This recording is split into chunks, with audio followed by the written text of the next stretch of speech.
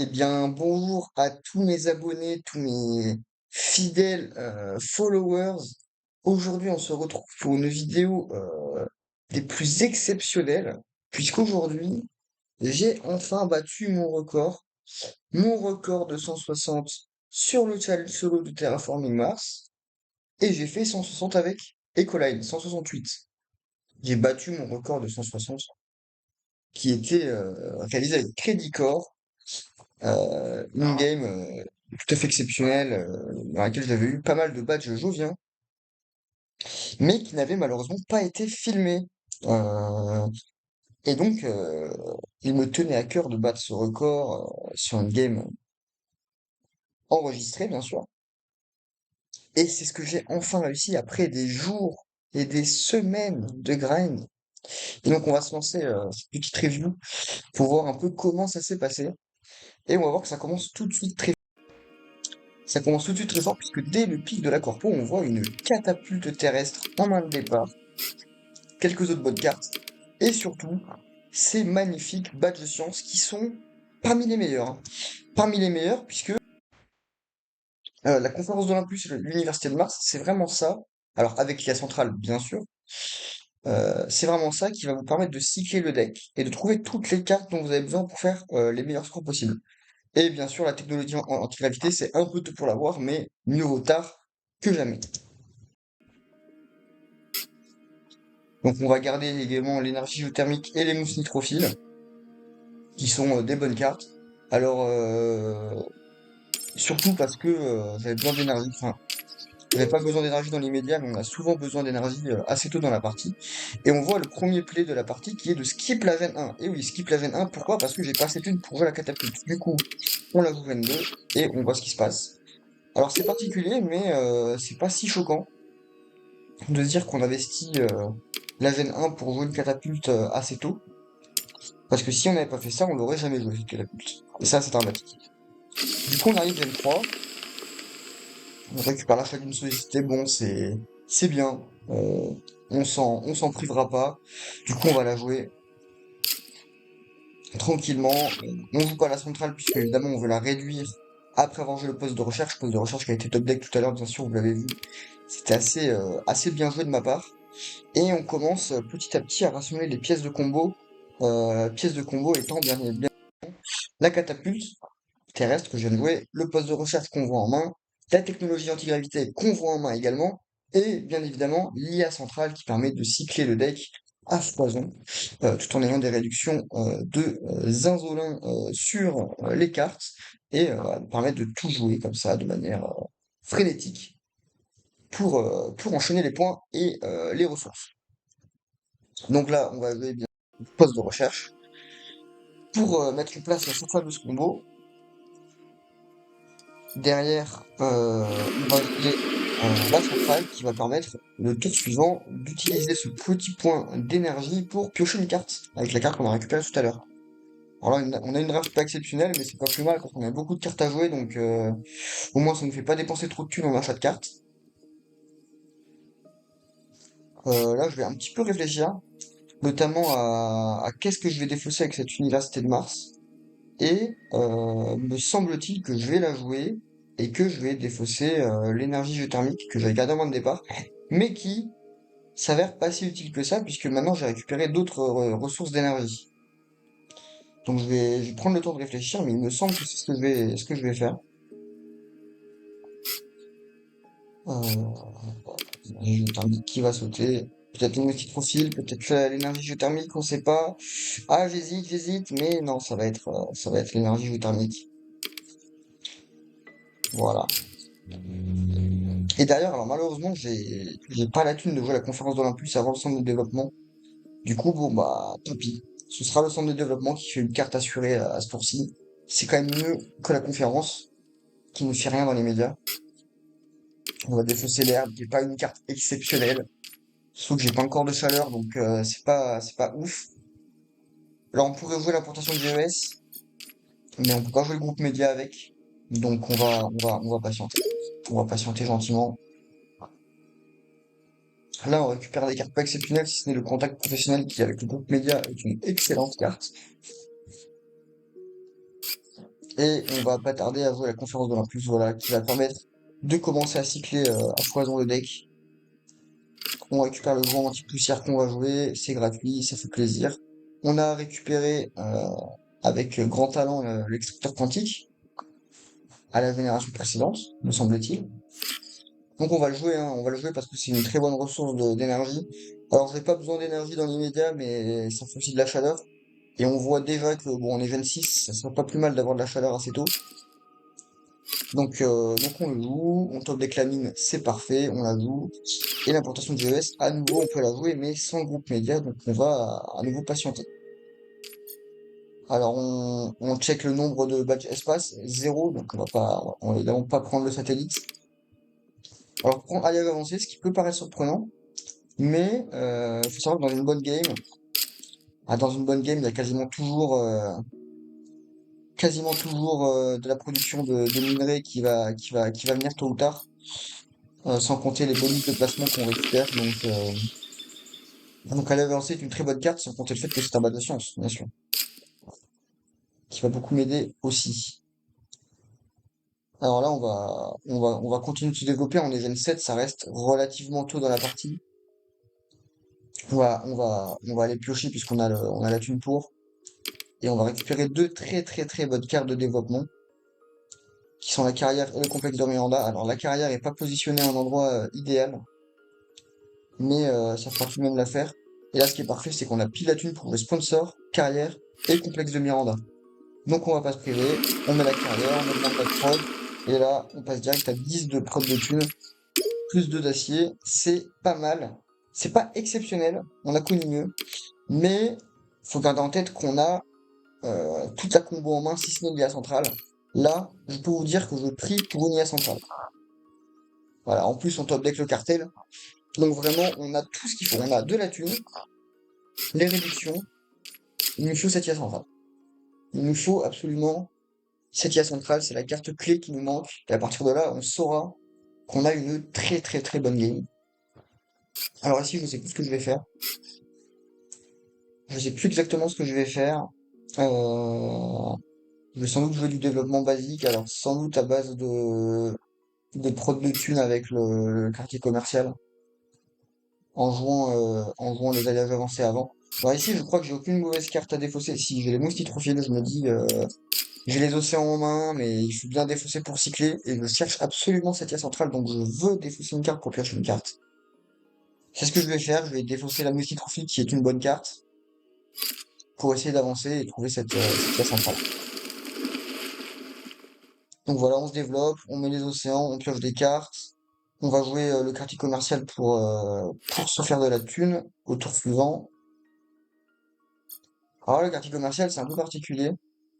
Un quartier commercial, c'est un peu comme une forêt, puisque ça fait des points pour les cités adjacentes.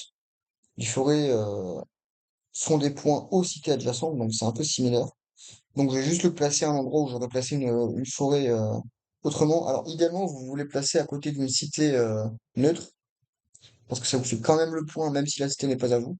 Bon, ici, les cités sont pas du tout placées à un endroit qui s'y prête. Donc on va juste la placer à côté d'une cité et à côté de deux futurs endroits de cité. Voilà, à savoir que les cités sont placées idéalement ici et deux crans au-dessus. Et ensuite, on alterne, de manière à avoir le maximum de forêts en commun entre chaque cité.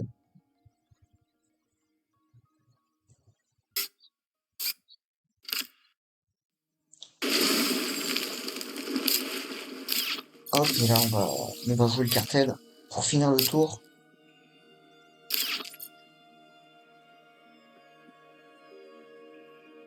Déjà beaucoup d'effets pour la Gen 8. C'est très bon signe. C'est vraiment très bon signe.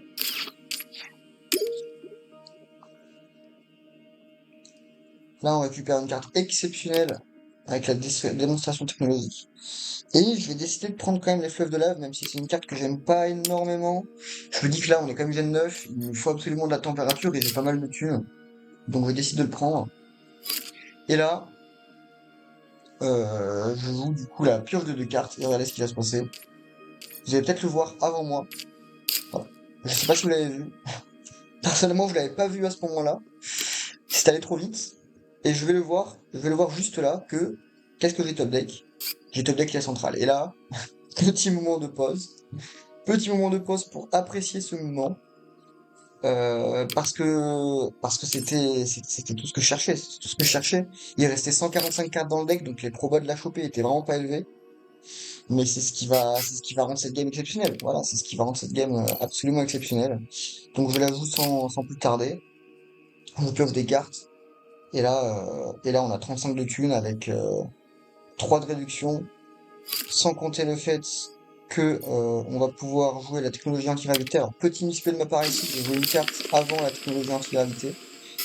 Donc j'ai perdu 2 de thunes, voilà. C'est pas le premier misplay de cette partie. Enfin, si c'est peut-être le premier, ce sera pas le dernier en tout cas, ça c'est sûr. J'en ai repéré, j'en ai déjà repéré plusieurs plus tard dans la game. Et là, voilà, je décide de défausser les badges de Jovien parce que trop cher, pas assez de titane. Même si je sais que c'est comme ça qu'on fait des gros points, je me dis que là, c'est pas comme ça qu'on va s'en sortir. Donc je décide de défausser les Joviens et je me dis, tant pis, ce sera une game sans Jovien. Donc on continue, on se développe, on joue une prod de plantes pour un de thunes, ça régale. Et là, c'est ce que je disais tout à l'heure, on a mis en place on a mis en place la combo. Toutes nos cartes sont réduites de 5, les cartes espace sont réduites de 2 en plus. On a l'IA centrale, on a en plus de ça un autre moteur de pioche avec la carte qui nous dépense un d'énergie. Là voilà, l'autre misplay était là, un des autres misplays était là, j'ai joué un peu trop tard cette carte qui réduisait les cartes espace.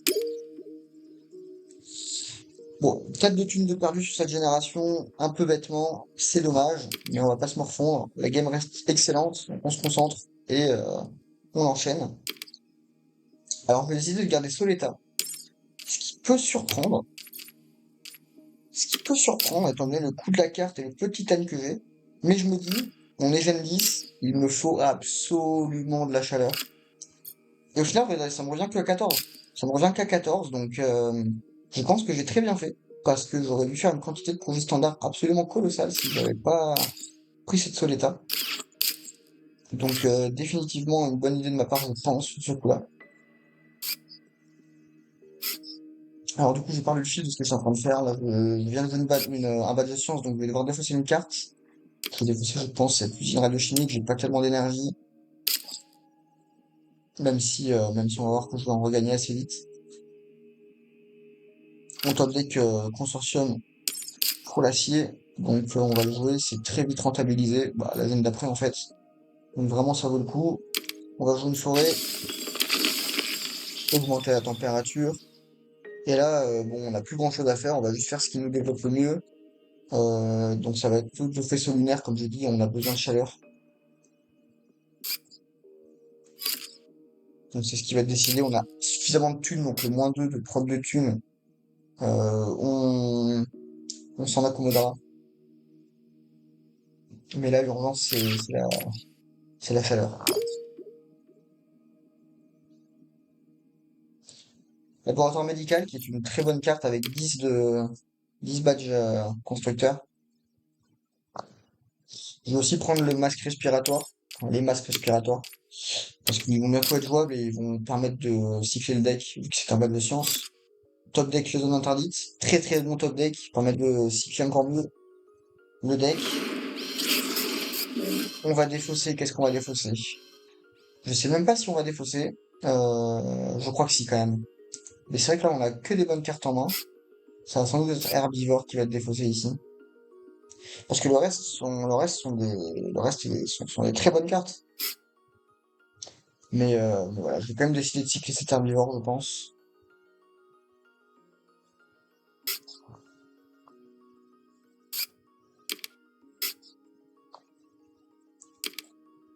J'hésite avec la photosynthèse artificielle parce que c'est vrai que la photosynthèse est plus très utile. J'ai déjà assez d'énergie, surtout que je joue ça.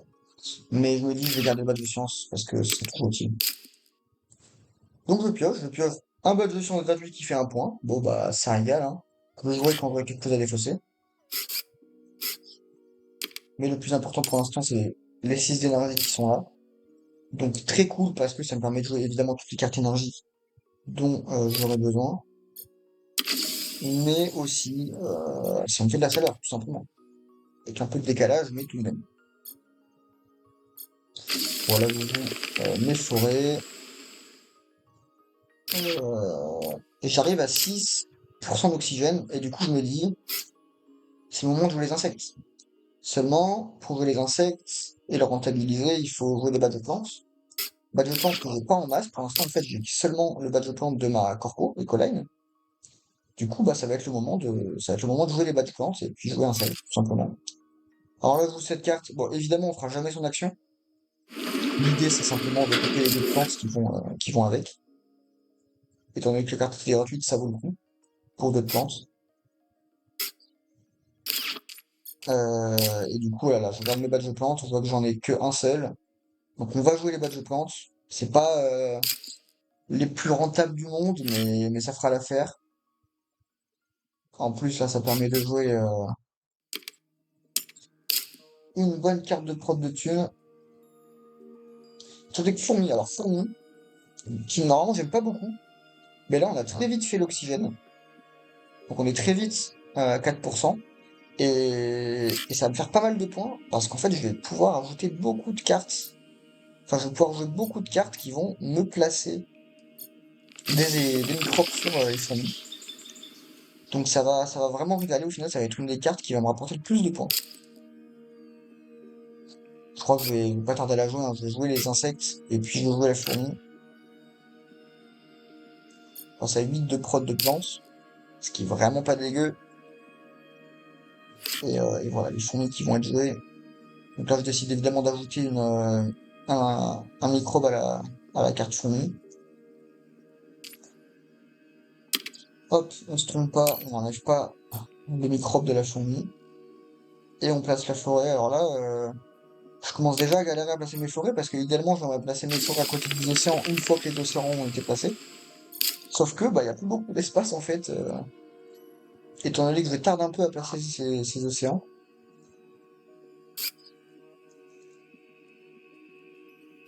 Hop. Du coup là, assez, c'est assez rarement qu'on joue cette prod de plantes au lieu des deux d'énergie. Mais là, bon, j'ai 10 de prod d'énergie, je me dis, bon, voilà, j'en aurais sans doute pas besoin. Assyrie, qui est une très mauvaise carte, hein, en solo en tout cas. On veut faire l'oxygène avec des forêts et pas avec de l'énergie, donc je joue directement la carte de science à 0 pour la défausser, piocher notre carte. Rien d'intéressant, donc on skip la gêne, et on arrive Gen 12. Freinage aérodynamique pour 0, c'est une excellente carte.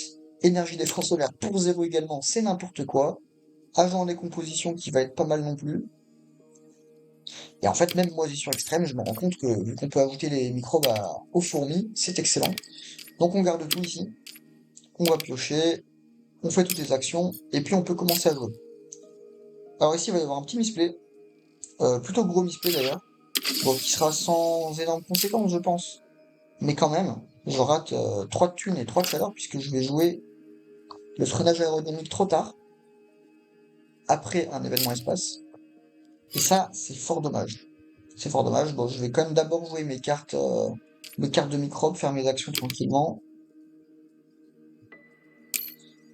Et c'est là que je vais jouer l'événement espace trop tôt. Voilà. Malheureusement, petit misplay ici, j'avais besoin de cartes, donc je me suis précipité sur le grand convoi. Et je me rends compte maintenant, en voyant le freinage dans la main, que j'ai un peu misplay. En plus, j'étais avec des cartes pas ouf. Alors, Story Mini, on peut se dire que c'est une bonne carte dans certaines circonstances, mais là on est Gen 12. On n'a pas de compteur de Jovien, donc autant dire que c'est absolument inutile.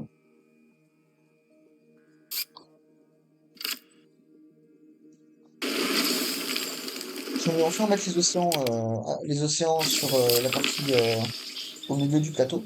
Donc je peux enfin placer mes forêts dans cette zone-là, sans perdre le bonus de 2 méga crédits qui va avec.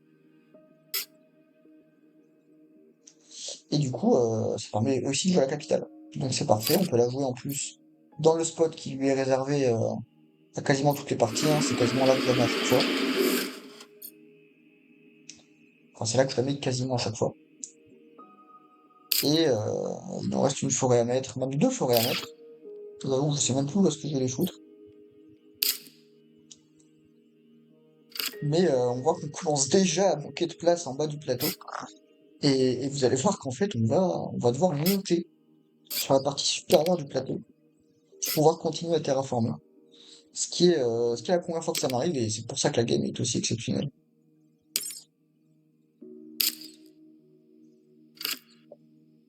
Hop, avec ça, on pioche beaucoup de cartes. On voit qu'on a top deck la guilde des inventeurs. Donc c'est parfait, on va pouvoir continuer à cycler. On va le jouer sans plus tarder. On a encore 27 de thunes, on est vraiment large. Alors à noter quand même qu'on est qu'à moins 18 degrés Gen 12, ce qui est vraiment pas bon. Alors on va s'en sortir, hein, vous vous en doutez. Mais c'est à noter quand même. Et, euh, et sans vouloir spoiler, les astéroïdes vont être de mise dans cette partie. On top deck un compteur de Govien. Bon, vous ne serez pas surpris d'apprendre qu'après avoir défaussé autant de Joviens, je vais pas le jouer. Ici, hop, on se fait de la chaleur.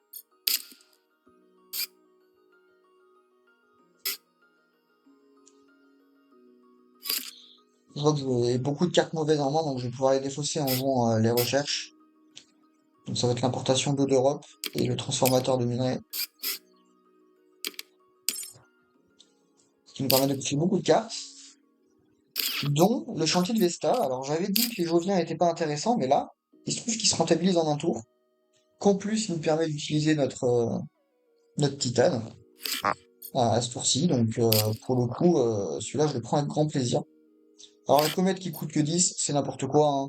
Sachant qu'en plus on a la rebate, c'est vraiment abusé. Donc on est très heureux de la jouer ici. Le complexe physique avec autant d'énergie est pas mal.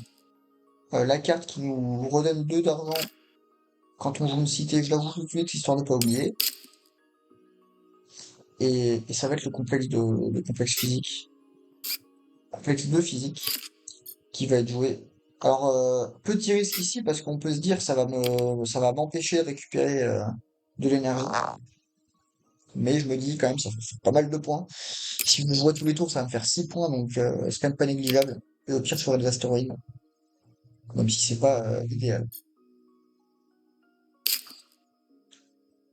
Et donc là, après avoir rajouté tout ça, il nous reste 21 méga crédits. Bon bah, on va voir ce qu'on peut jouer, écoutez. Je pense que les fleuves de lave vont tomber à ce tour-ci. Alors il y a des petits orders, hein, évidemment, qui me donne une carte espace avant de jouer les fleuves de lave, qui m'a donné un titane, donc j'aurais pu utiliser mon titane autrement. Bref. Comme je vous l'ai dit, la partie est pas jouée parfaitement.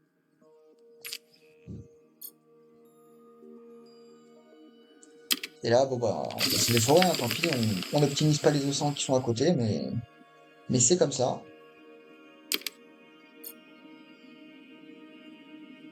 Ce qui compte, c'est de pas mettre les forêts à des endroits qui sont prévus pour des cités. Et là, je pense qu'on va passer la zone avec 14 méga de crédit restants, tout simplement parce qu'on a rien envie de jouer parmi tout ça. Cité de la coupole, qui demande 9%, on est à 11. Fort heureusement, j'ai gardé en main la carte qui permet d'ajuster les paramètres globaux, la conception spéciale. Donc on va quand même piocher avant, histoire de voir ce qu'on récupère, mais la conception spéciale qui va être utilisée pour cette cité de la coupole. J'avais désespérément besoin de citer, hein. Vous voyez que le plateau là il est très creux, il manque beaucoup d'espace réservé aux cités. Donc on va enfin pouvoir en placer une, c'est pas trop cher. Donc c'est cool. Hop, on utilise tout ça. Navette pour 0, c'est quand même pas mal. Alors petit bémol, je vais utiliser du coup 2 d'énergie entre la cité de la coupole et la navette. Ce qui va m'empêcher au prochain tour de piocher une carte et d'utiliser le complexe de physique. À nouveau, petite erreur là, de ma part. Bon, industrie minière, évidemment, beaucoup trop cher, on va passer notre tour là-dessus. Je compte quand même, je regarde quand même le nombre de revient que j'ai, mais bon. À 2, ça vaut évidemment pas le coup. Et là, voilà, on peut placer la cité de la coupole. Sur l'endroit le plus intéressant, c'est celui qui pioche une carte. On pioche la carte la plus inutile du jeu. Littéralement la plus inutile du jeu.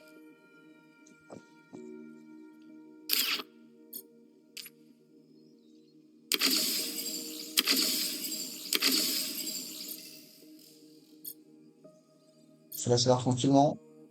Et ça va être un ce tour que je vais faire pas mal d'astéroïdes pour monter à 4 degrés pour pouvoir jouer bah, l'agriculture, tout simplement. Parce que le reste de la main est pas folichon, folichon. On commence un peu à épuiser notre main, là, malgré toutes les pièces qu'on a. On n'arrive pas à cibler suffisamment, du coup, bah, la technologie standard va partir, et les astéroïdes avec. On défausse la carte complètement useless. On top deck Alg, qui est une très bonne carte. Très très bonne carte. Bon, c'est un peu dommage de l'avoir aussi tard. Mais, euh, mais bon, ça reste Gen 13, ça va s'activer 2 fois. Pour si peu cher, on prend. Là, je vais décider de jouer, je pense, les masques respiratoires pour défausser l'isolation, dans l'espoir d'enfin choper une carte jouable. Malheureusement, je pense que je vais choper rien de très utile. Et c'est là que vont partir les projets standards de température. Ah, je top deck quand même la ville ouverte, qui va être jouable à ce tour.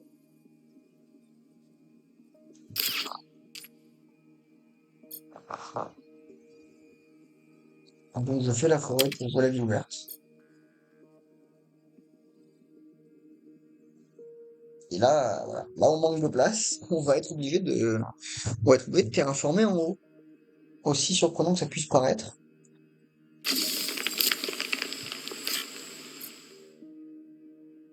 Hop, on place la petite cité ici, de manière à pouvoir s'étendre derrière en, en horizontalité, voilà, au niveau des océans, pour se faire un maximum de thunes et de plantes.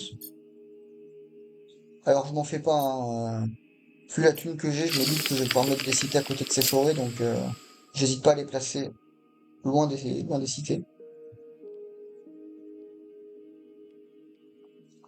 Et là, bon, bah, 6 cartes en main, toutes pas très utiles, ou en tout cas pas tout de suite. Donc, bah, c'est parti pour les astéroïdes qui coûtent 11 du coup. Enfin, de placer un océan au passage. Donc, une forêt.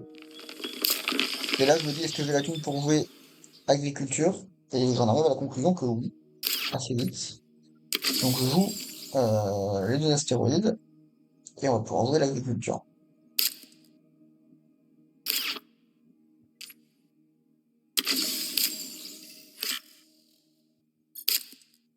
Ça va être une fin de génération tranquillement.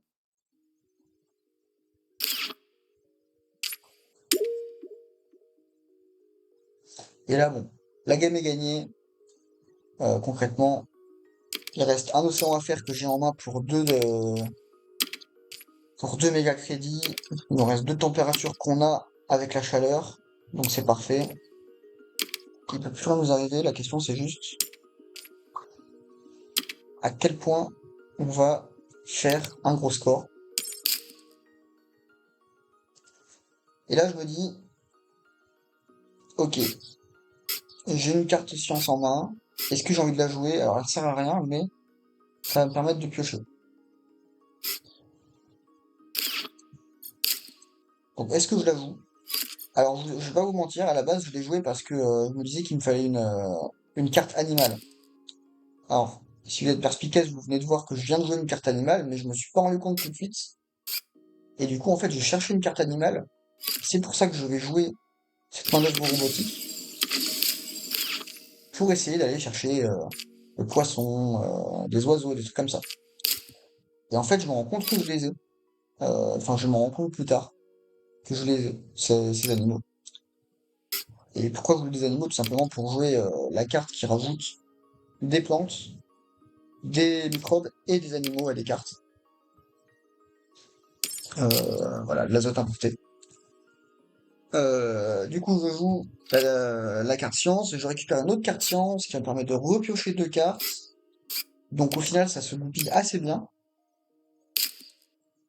Et je top deck Lac Marinaris. Alors Lac Marinaris qui fait 2 océans au lieu d'un, mais il fait 2 points. Je perds un océan dans l'histoire, mais il fait 2 points. Et il coûte 11 de plus. Donc est-ce que les 11 de plus que l'inondation valent les 3 points de différence? La réponse va être oui, largement. Largement, largement. Donc c'est l'option qui va être choisie. Mais avant tout ça, je vais devoir voir qu'est-ce qui va être rentable, qu'est-ce qui va l'être moins. Là, c'est la partie un peu estimation de la game. On va se dire, ok, où est-ce que je mets mes cités, combien j'en mets, etc. Qu'est-ce que je peux jouer à côté? Donc ça va être une petite partie de calcul. Et j'arrive à la conclusion qu'il faut juste que je fasse des cités, que je défausse les cartes inutiles, et que je joue Lac Marineris et la mangrove. Et vous allez voir que ça va se mettre très très très très bien, puisque je vais tomber à zéro de thunes à la fin de la partie. Donc au final, les petits misplays qui m'ont fait perdre une petite dizaine de thunes n'auront pas été dramatiques, sachant que je vais pouvoir placer les cités à peu près partout là où je vais, sauf à un endroit. Il y a un petit endroit où j'aurais aimé placer une cité supplémentaire, mais bon, c'est très cher, donc on se satisfera on se satisfera de ce qu'on aura là.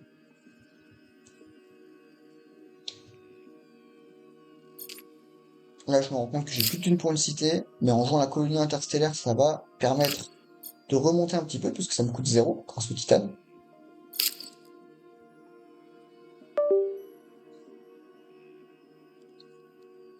Et donc là, j'ai assez de thunes. La question, c'est est-ce que j'ai assez de thunes pour jouer la cité et jouer les lacs Marineris? Il va se trouver que oui, grâce aux forêts en fait. Parce qu'en plaçant les forêts à côté des océans qui sont en haut à droite de la map, je vais gagner un petit peu de thunes, et ça va être juste assez. Ça va être juste assez, figurez-vous, pour jouer les lacs Marineris. Donc, je vais juste prendre le temps de calculer tout ça, et ça va arriver. Donc voilà, là, je vais placer une forêt en haut à droite. Ça va me faire gagner les 4 de thunes qui étaient nécessaires.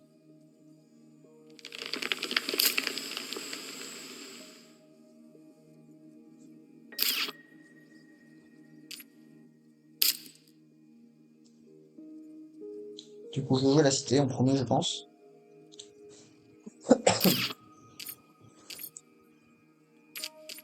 Cité qui coûte que 22, hein, grâce, que 20 même, grâce au fait que mes projets standards me rapportent 3 et que je gagne 2 quand je place une cité. Donc du coup, il me reste 13. 13, c'est suffisant pour le lac Marineris. Je vais le placer à côté d'un océan, donc je vais monter à 2. Il me reste 6 cartes en main. En défaussant 5, je monte à 7. Et je peux jouer la mangrove. Donc c'est parfait. C'est ce que je vais faire tout de suite. Et puis la partie sera terminée. Et on va voir le décompte des points à 168. Là, on voit déjà qu'il y a 57 points de cartes, c'est absolument exceptionnel.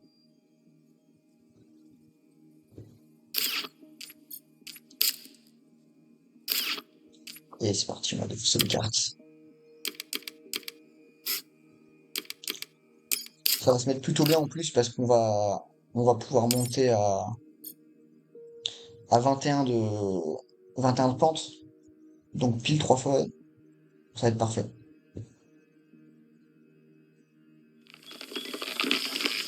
Je prends le temps, hein. C'est quand même la partie la plus exceptionnelle de ma vie, donc je voudrais pas faire des conneries. Je prends le temps, je vérifie bien que j'ai plus rien à faire, et je passe la génération pour finir la game. Je place les deux forêts là où c'est important, la troisième, on s'en fout un petit peu.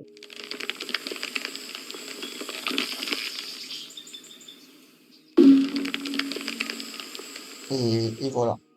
Et voilà, cette partie exceptionnelle. Voilà. J'espère que ça vous a plu. Voilà, hein, n'hésitez pas à vous abonner, à laisser un like, à partager autour de vous. Et on se retrouve probablement jamais, hein, parce que si je refais une analyse, c'est sans doute plus élevé. Donc, peu de chances que ça arrive, hein, on va pas se mentir, parce que je vais sans doute arrêter de tryhard autant qu'avant. Mais voilà. Abonnez-vous. Allez, ciao.